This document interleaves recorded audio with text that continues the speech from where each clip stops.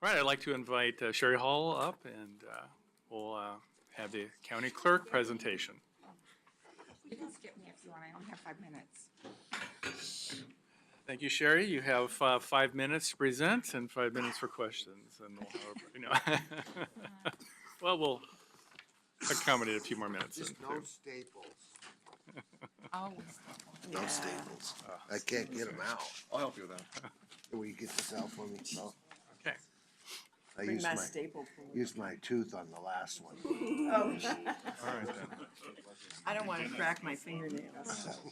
Thanks. I want to thank Sherry Hall for Two-sided, that coming makes forward, it and easier. we'll let Sherry go ahead and start her presentation. good morning. Y'all doing good this morning?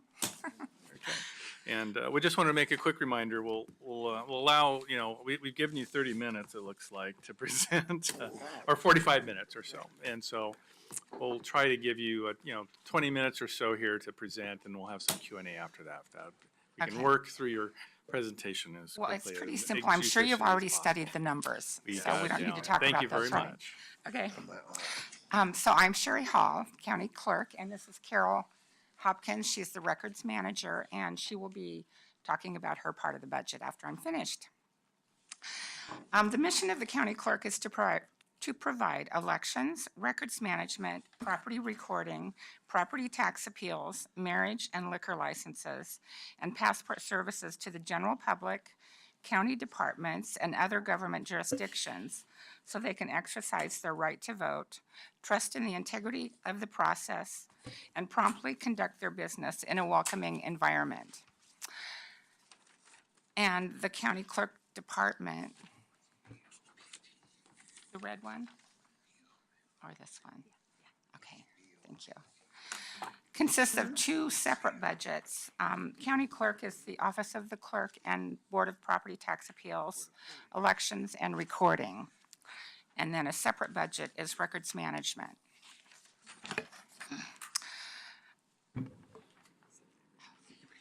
Thank you.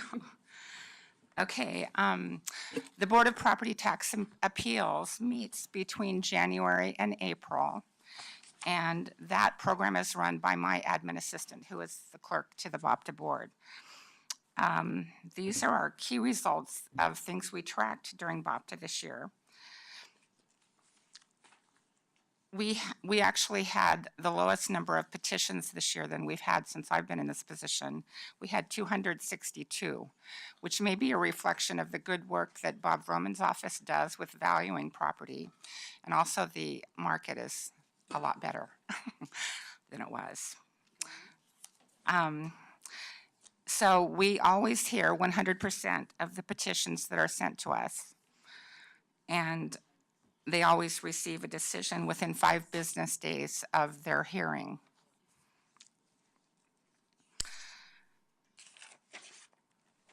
Let's see. I'll let you talk about the numbers after I'm finished with this part.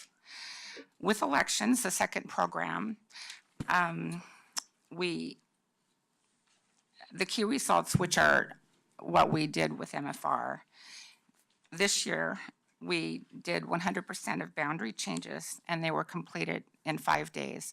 Boundary changes make a difference as far as where the voter is and which ballot they get. And all of our elections are always open to observation. And we have a ballot drop box within 10 miles of every voter.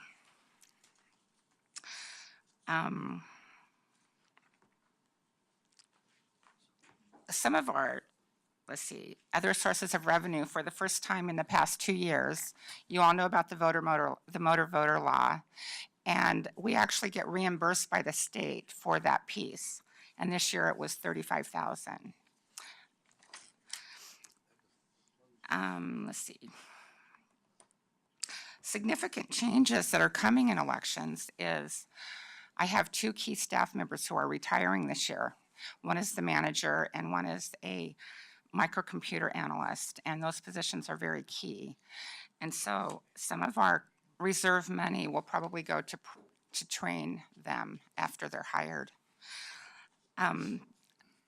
We have budgeted less because this next year is an off year, The only scheduled election is the May primary. There is an election allowed in March, May, September, and November, but so far the only one we know for sure that will happen is the May election. And so the costs for election boards, printing, and supplies, which vary from year to year, will decrease in this next year due to having just one scheduled election. And the election reimbursement will decrease for the same reason. And we also we are really setting well in our equipment in elections. Thank you to the board for approving things we've gotten. And one of them is the purchase last year of the Runbeck ballot acceptance machine, which was $161,000. But that has actually doubled the number of signature verification signatures during an hour process, because it used to be that they would do about 300 per hour. Now they do 600. So it's cut down on our time as far as getting out on time on election night, or at least by 3 or 4 in the morning instead of the next afternoon. In recording, all of the recordable documents are recorded on the same day, and they are all returned to the person within 10 days. And all of our requests for certified documents or other copies are fulfilled within just 1 day. And in recording, the technology also has decreased the workflow. We record about 50% of our documents electronically, which means they're already scanned and the indexes are filled in. And so the employees are not doing all that by hand.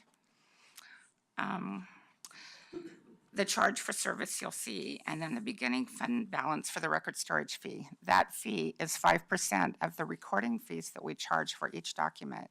And that 5% is the contingency money that we basically keep from year to year to pay for anything archival.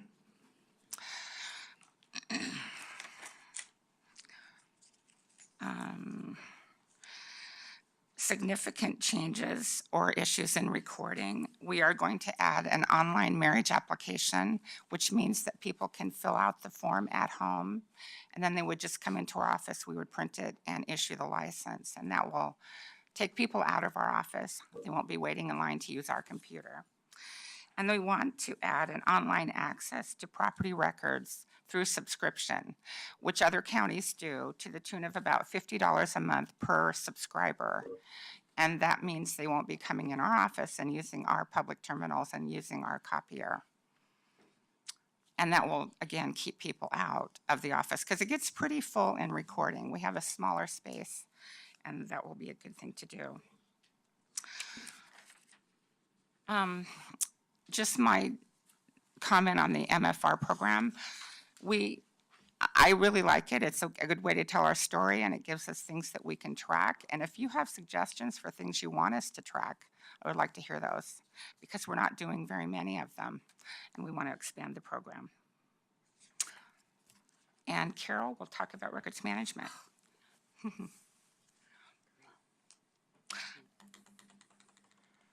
Records management, our key results for 2016-17, 95% of the passport applicants received their passports within the stipulated time frame, which is set down by the U.S. Department of State. Currently is 8 weeks for regular delivery. We have a same-day application mail out for applicants that come into our office. 100% of the department rush records requests are delivered within 1 hour or less. The departments will put in an electronic records request through the electronic data system in records management. We receive that request, pull the record, and get it to that department within that hour. Records are destroyed within the 30 days of appearing on a destruct list. That is at 60%. We send out a destruct to the department. It is that department's responsibility to sign off on that request and get it back to us. So once we have sent it out, it's in their hands, and so that is why that number is lower than I would like. Significant issues or changes. We are constructing a dark room in the warehouse So we will be able to produce our own microfilm. Currently, we have to outsource that, which is at a cost of about $300 per archival roll of film. Purchasing the equipment to be able to do that in-house will be at a cost of about $89 per roll, which in turn will be able to reflect that in the cost allocation hourly charges. Hopefully that will bring in more response from the departments to start doing some archival film.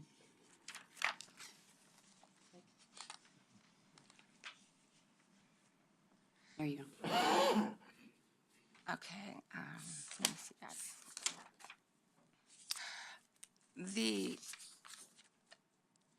The changes in the lines that I should have gotten to Diane before I did, so you would have a copy of it. I'm going to go over those. In the clerk's department, materials and services went down 15.88, and that's because there's only one scheduled election for sure this year. The cost allocation went up 47.83%. That was due to microfilm services line going up. We are actually transforming all of our microfilm into digital image, and we're going backwards. So everything is on digital now, back to 1962. We started in the 1988 year for the archival film. That was all produced on, it's called a planetary camera. So we've been digitizing. We started in 1988 year, and we are currently have completed into 1967. And we're going to go clear back to 1849, I think, is when it starts. And that film is not as good a quality as our latest film, and so we may have to hire an outside company. I'm not sure if the machine is going to work for that or not. But it's really a goal to get all of that done within at least the next year and a half. And then we can take all of the microfilm cabinets out of our office and just make for lots more space. We still keep the microfilm. That's the archival copy according to state law. Okay, capital outlay is down 95.03%, and that's because last year we bought the machine I mentioned for $161,000, and we have no plans to purchase anything like that this year. And the reserve for future expenditures is up by 21.08%, and that's because of the estimated clerk record fund balance that we'll go into. And that the reason that grows is because our recording volume is up, and with the 5% of all the fees we charge with that, then it just increases. Okay, and then in records management, materials and service is down, it's up 27.85%. And that's because of the microfilm supplies, the influx in scanning, and the more permanent records to film. And also the postage increase due to the increased number of passport applications. And then cost allocation charges is up 20.05, and that's due to the administrative support to departments and the increase in the facilities cost allocation due to the square footage of the building. Where's that? I've been trying to find that since you sat here. Those are added. Okay, if I may, Get more in the budget. the slide, the PowerPoint slide is presented at a department-wide basis, so it includes both clerk and records management. And the statistics that have just been reported are on a fund-by-fund basis. So both sets of figures are correct. It's just trying to compare to, on the slide, we're looking at everything combined. Did I provide clarity or make it worse? Well, the cost allocation, because you had quite an expansion. How many square feet did you add?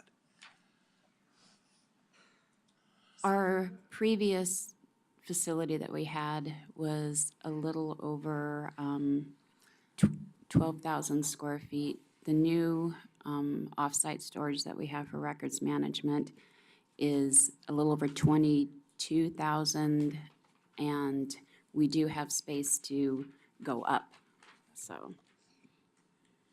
And there's lots of empty space, so we need to get it used. I and need to get paid tour for it, that right? facility. Have you guys toured it? A long time ago, toured it. Well, me too. The Silver Oaks building. Right. Okay. And on page 11, that shows how much the clerk's budget is underspent, I guess, this year. And we're giving it back to the general fund. And did you have any questions about the past 5-year capital projects? No? Any specific questions there? No? All right. Okay. Yeah. Okay.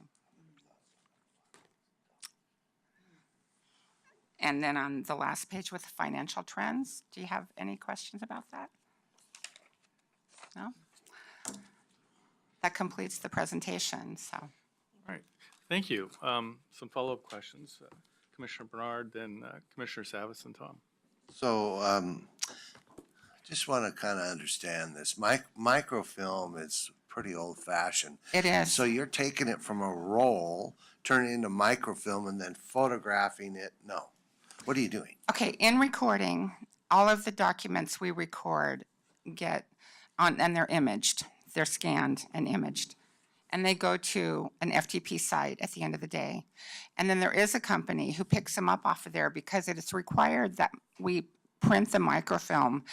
According to state law, that is the original record. That's the archivable record. And we used to get a copy for recording and cut it and put it into the film jackets, the microfiche jackets. That's what we have cabinets full of, because that was the law at the time. But now we want to make them accessible on the computer and make it easier for people to search. And so we are having all of those transformed into digital. That's what Carol's office is doing.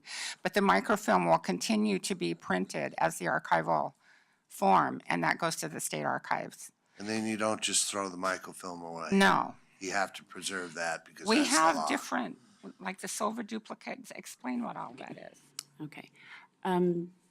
The recorded instruments, mortgages, marriage licenses are all permanent documents. The Oregon State Archives recognizes archival film is the media for permanent records right now, which will last their 500 years. That's so prior to the clerk's office making a digital copy in their Helion program, we have all of these older documents that were filmed, a working copy and then the permanent document. So we're taking those working copies, running them through what is called a flex scan machine, pulling those images off, digitizing them, inverting them till they have a better reading quality, and then those are exported over to recording so they can upload those into the Helion, so we don't have to have the fiche anymore. And Helion is the system that does all the reseating and imaging and all of that. And then each of the documents are indexed. And so as the Records Management Department is doing sections of it, the indexes are being married into the continual index. So eventually you can come in and go clear back to 1849 and look up documents. Yeah, so one other thing, and this you probably can't do anything about, but we have a district that has an election and there's no money to pay you to do it, and that's the Canby Parks District. Canby Area Parks and Rec. Yeah, and they've been doing this for years. Okay, we're going to come to a conclusion on that. Oh, yeah? Yes, because my counsel for elections has been working with Stephen Madcore. And actually, my counsel for elections met the Canby Area Parks and Recs person in my office yesterday because he had made a public records request. Okay. And that district doesn't have an office. It's quite questionable, many things that are going on with that. And so the attorney has an idea of where to go with it, but he needs to talk to Stephen Madcore first. Yeah. And the two of them should make a decision, and it may come to you in a study session. Yeah, because the mayor of Canby is also interested in resolving that issue. if they want to continue, they need a tax base so they can pay their debt. They do not have a tax base. No, they don't. That's the problem. That's the problem. One of the problems, yes.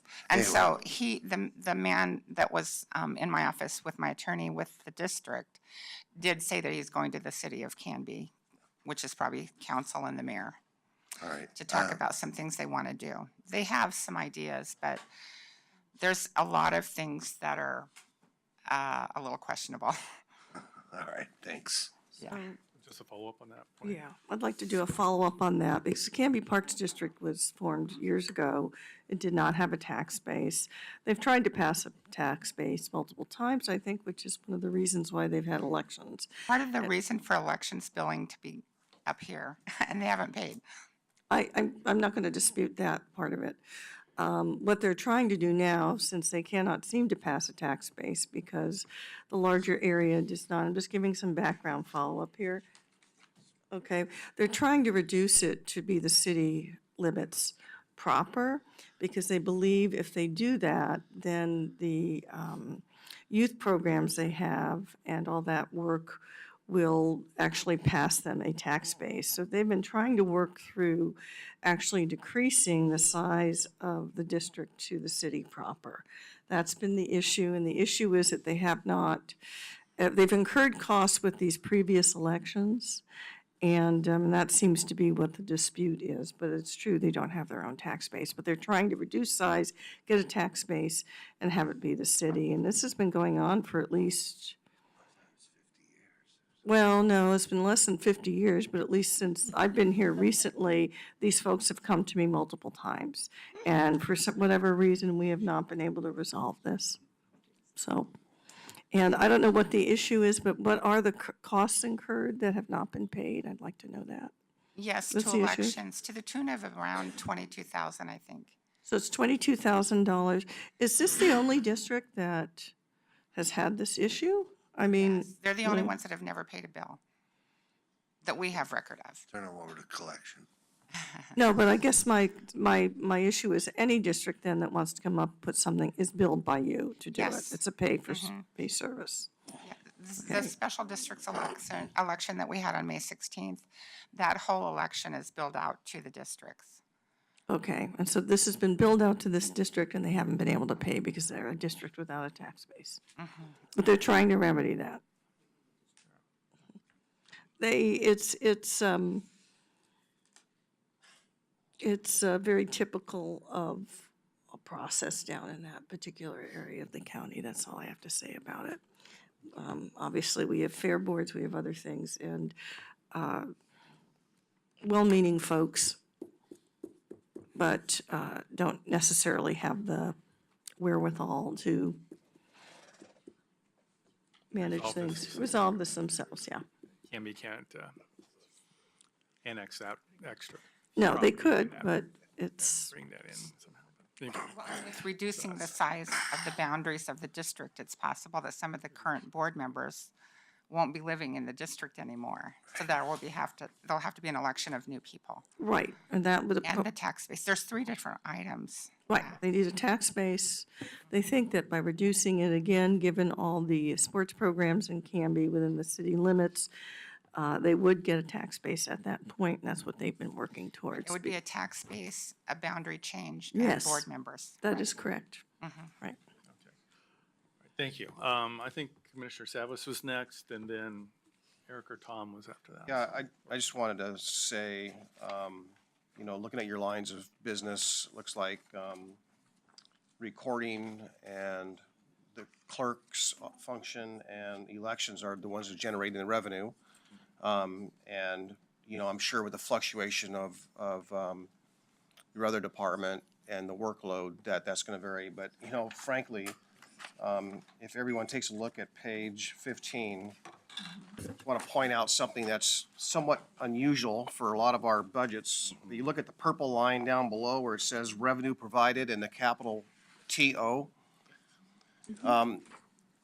Almost all of those purple lines and also almost all the budgets say revenue provided from the general fund, basically. This is 2.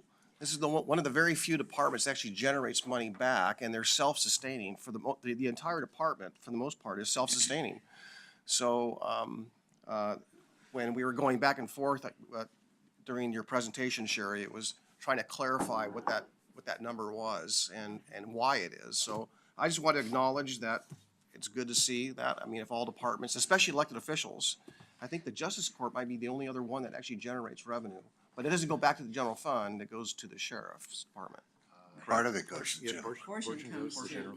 Yeah, yeah. Yeah, but it would be nice to know, nice to see if every department could actually do that. And yesterday morning, we had a department or two that actually, instead of returning the money back, seems to be building that amount of money in their reserves. And I think we ought to look at a policy that if we're gonna make one department give it back, we should make all departments give it back.